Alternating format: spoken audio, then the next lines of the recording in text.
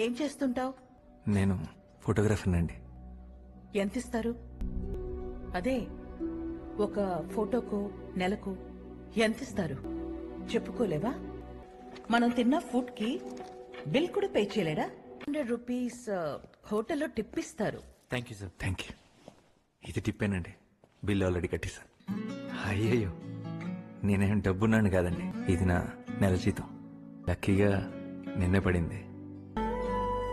నా సొంత స్టూడియో పెట్టుకున్న తర్వాత గంటలోనే సంపాదించవచ్చు. అర్థమైంది.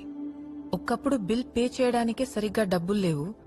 ఇప్పుడు జస్ట్ కాఫీకి 2000 ఇచ్చారు.